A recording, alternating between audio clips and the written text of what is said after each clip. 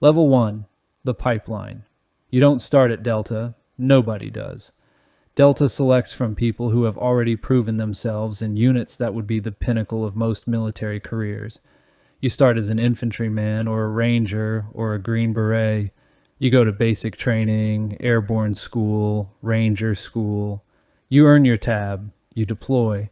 Afghanistan, Iraq, Syria, places that don't appear on the news because the operations there don't officially exist. You spend 4 to 6 years building a resume that most soldiers would retire on. Ranger Battalion, 75th Regiment, 3 combat deployments by 25. You've kicked in doors in Fallujah and pulled security on a mountainside in the Korengal and fast roped from a Black Hawk onto a rooftop in Mosul at 2 a.m. You're an E5 or E6, sergeant or staff sergeant. You're very good at your job, and you know it, and the men around you know it, and then a notice appears on the bulletin board at Fort Bragg. A recruitment briefing.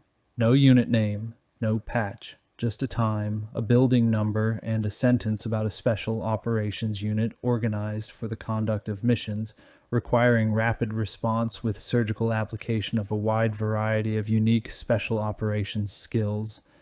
You attend the briefing. A man in civilian clothes stands at the front of the room and tells you almost nothing. He tells you the selection is 4 weeks. He tells you the attrition rate is historically above 90%. He tells you that if you are selected, you will join a unit that does not officially exist within a command structure that does not publicly acknowledge its own operations. He does not tell you what the unit does. He does not tell you where you'll go or what you'll carry or who you'll work for. He tells you the date to show up if you're interested. You show up. Level 2, the selection.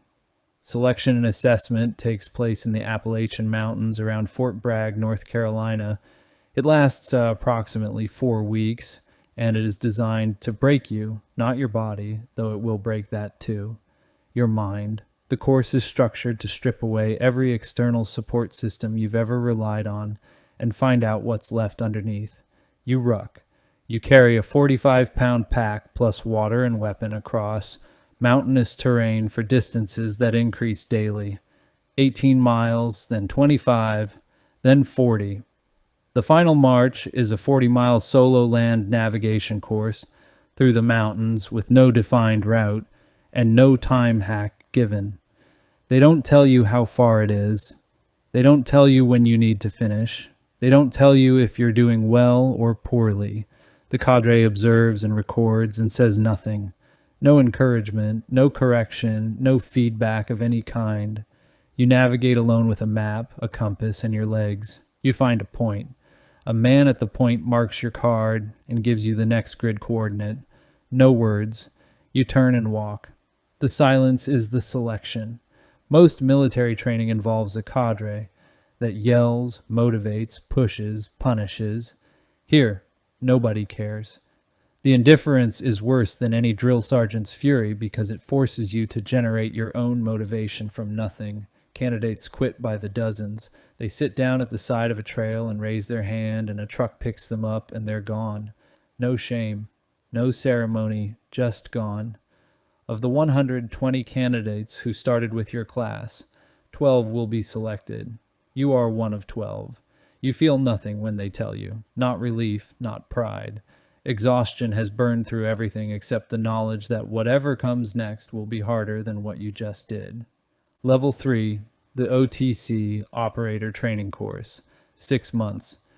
This is where they build you into something the conventional army doesn't have a name for. You learn close quarters battle at a level of precision that makes your ranger training feel like an introduction. You fire thousands of rounds per week. Pistol transitions in under a second. Rifle to pistol in confined spaces. Shooting around hostages with margins measured in inches. You clear rooms with live rounds and live role players standing next to the targets because Delta doesn't train with simulated consequences. If you miss, someone bleeds. You learn breaching, mechanical, ballistic, explosive, thermal. You learn to open any door on Earth in under 3 seconds. A lock, a hinge, a wall, a reinforced safe room door. You learn how to move through a structure so quickly and violently that the occupants don't have time to process what's happening before it's over. You learn tradecraft, surveillance detection routes, cover identities, how to move through a foreign city looking like you belong there, how to meet a source in a cafe without anyone noticing. Delta operators move between the worlds of soldier and spy more fluidly than any other unit in the military, and OTC is where that transition begins. You learn advanced driving, evasive maneuvers, J-turns, ramming techniques, high-speed convoy movement through urban environments. You learn field medicine, not buddy aid, surgical level trauma management, how to decompress a tension pneumothorax with a needle in a hallway while rounds are impacting the wall 6 feet from your head. On graduation day, there's no ceremony, no family, no audience. You're handed a pager, Knarchad, or its modern equivalent, and told that you're now assigned to an assault squadron, A, B, C, or D. You are an operator. The word means something different here than anywhere else in the military. Level 4, the new operator. You're assigned to an assault troop within your squadron. A troop is roughly 16 operators. You are the newest. In a unit where the average operator has 8 to 12 years of special operations experience before they even arrive, being new means something. It means you prove yourself again. The skills you learned in OTC are the foundation. Your troop will build on them during a training cycle that never stops. You train 10 months a year and deploy for the other 2, or you train 6 and deploy for 6. Depending on the rotation and the world's appetite for crisis. You shoot more ammunition in a month than most infantry battalions shoot in a year. You run through the kill house until the close quarters battle sequences are embedded in your nervous system the way breathing is. Enter, clear left, clear right, target, hostage, transition, next room. You do it 1,000 times until you can do it in complete darkness by sound and feel alone. Your first deployment is to a location you will never name. You fly in a 161st Special Operations Aviation Regiment, MH-60, Black Hawk, flown by a Night Stalker pilot who can put the aircraft on a rooftop, the size of a parking space at midnight with no lights. You hit a compound. The door comes off its hinges in a controlled detonation that sounds like God snapping his fingers. You move through the structure, 90 seconds from breach to clearance. The target is a high-value individual whose name you learned 6 hours ago in a briefing room and will forget 6 hours after the mission, because the next target is already being developed. You flex cuff him and put a bag over his head and walk him to the helicopter, and 4 hours later you're cleaning your weapon on a FOB eating a protein bar. Nobody will ever know what you did tonight. That's the job. Level 5, the experienced operator. 3 years in the unit. You've deployed 6 times. Iraq, Afghanistan, Syria, Africa, locations in Southeast Asia and South America that don't appear in any official record. You've been in over 200 direct action raids. You've breached compounds in Baghdad, Sadr City, and cleared cave complexes in Tora Bora, and snatched an HVT from a moving vehicle on a highway in a country you can't name. You've killed people at distances measured in feet and distances measured in hundreds of meters. You can tell by the way a man reaches for his waistband whether he's going for a weapon or a phone, and you've been right every time, and the margin for error is 0. You're selected for a reconnaissance troop, Recce.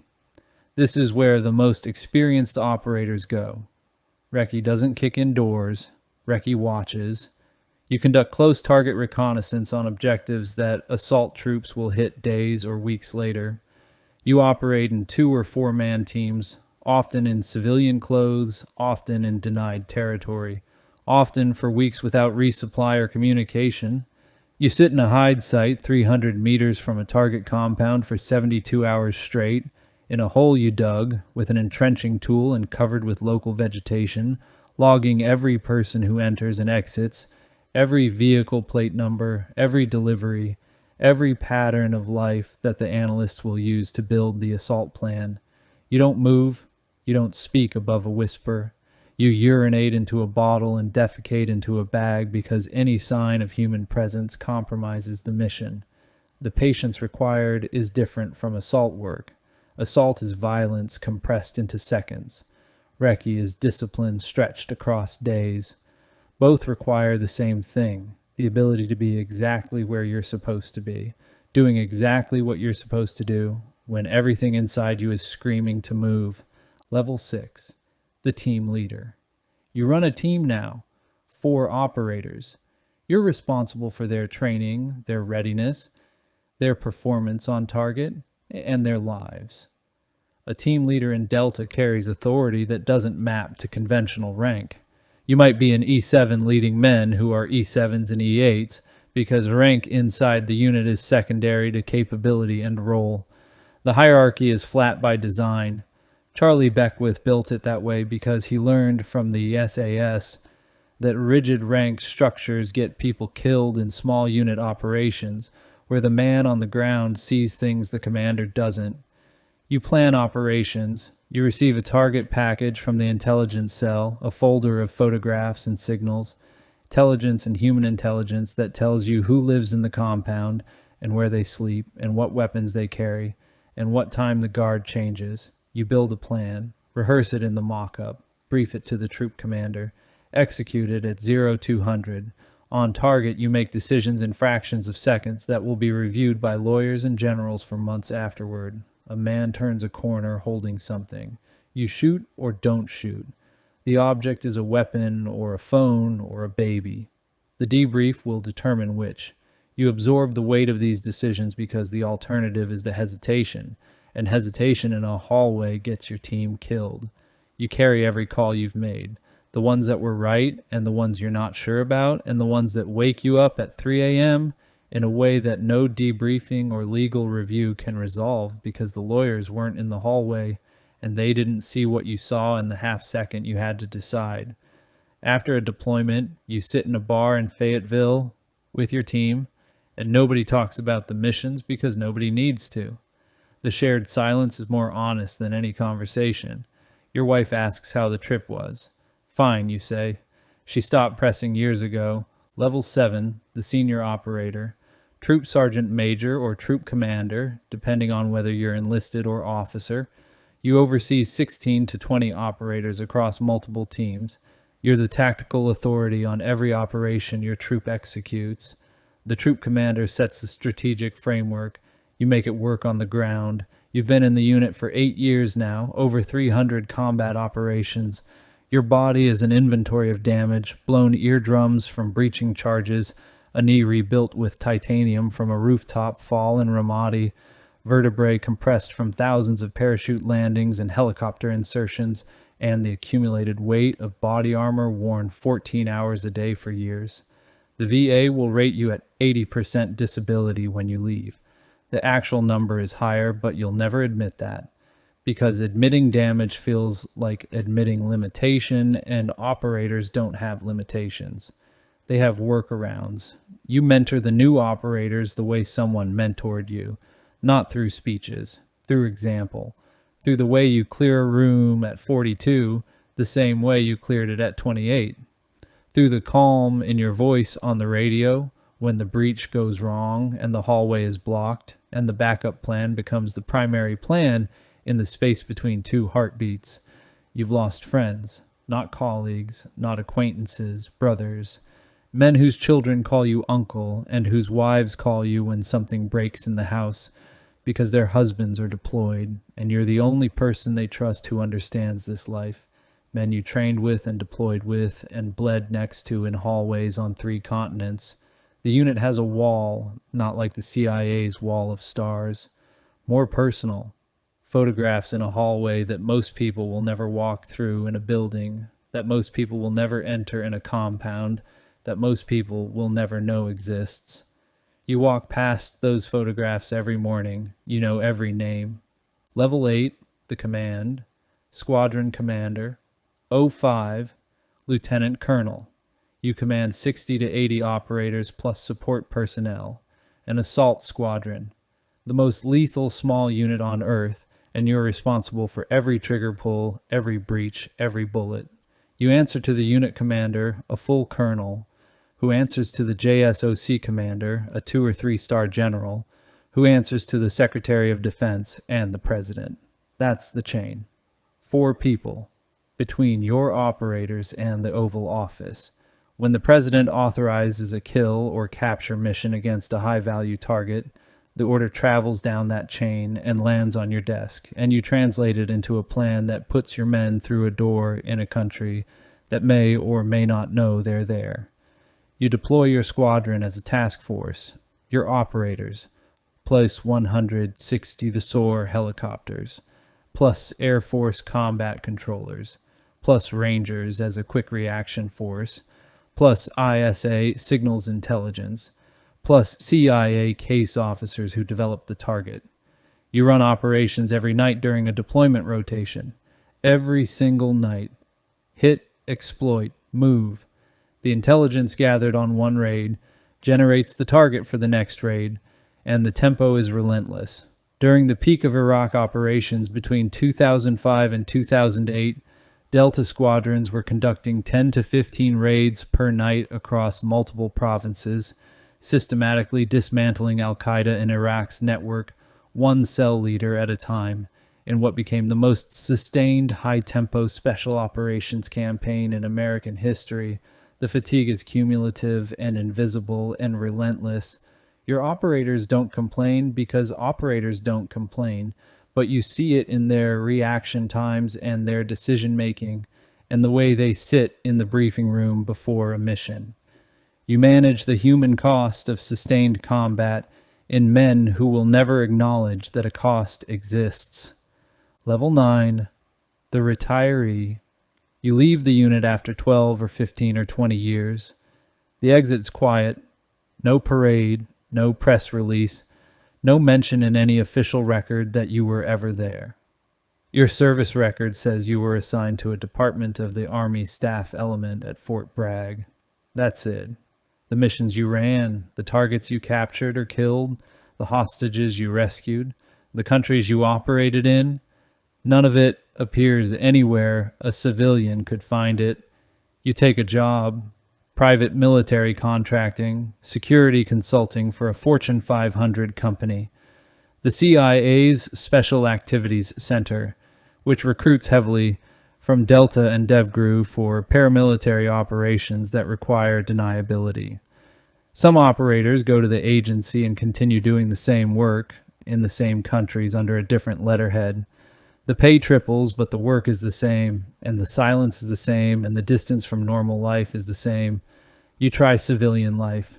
You sit in traffic, you attend your daughter's school play, you stand in line at the grocery store behind a man arguing about a coupon, and you think about the last compound you hit, where a man behind a door tried to kill you, and you shot him twice in the chest and once in the head, and then you stepped over his body and cleared the next room, and now you're standing in a grocery store, and you can't reconcile the two realities, so you stop trying. You see a therapist. Maybe. The unit has gotten better about mental health, about acknowledging that 300 combat operations leave marks that don't show on X-rays. But the culture of silence that made you effective also makes you incapable of describing what you've done to someone who wasn't there. You find that the only people who understand are the people you served with. So you call them, and they call you, and you meet in places where you can sit with your back to the wall and talk about things you can't tell anyone else, and that's enough. It has to be. Level 10, the cycle. Right now, somewhere at Fort Liberty, they renamed Bragg, but the operators still call it Bragg. A sergeant in the 75th Ranger Regiment is reading a recruitment notice. He's 26. He's done 4 combat deployments. He has a Ranger tab and a combat infantryman badge and a Purple Heart he doesn't talk about. He's one of the best soldiers in his battalion and he knows it, and his chain of command knows it, and that's exactly why the notice found its way to him. He's thinking about the selection, the mountains, the 40-mile ruck with no time hack, the 90% attrition rate. He's thinking about the operators he's worked alongside on joint operations, the quiet men in civilian clothes and beards who appeared on his FOB and disappeared 48 hours later, leaving nothing behind except shell casings and intelligence reports. He wants to be one of them. He doesn't know what it costs. He doesn't know about the 300 raids, or the blown eardrums, or the rebuilt knees, or the marriages that fracture under the weight of secrets and absences, and the particular loneliness of doing extraordinary things that you can never describe to anyone outside the compound. He doesn't know about the wall with the photographs, or the names you carry, or the grocery store moments where two realities collide and neither one wins. He knows the selection date. He knows where to show up. He'll show up. They always do. The best ones always walk toward the hardest thing they can find, because something in them needs to know if they're good enough. The unit will answer that question. It always does. Most won't be. The ones who are will join the most elite fighting force in the world and spend their careers in a shadow that the public will never see. The cycle begins again.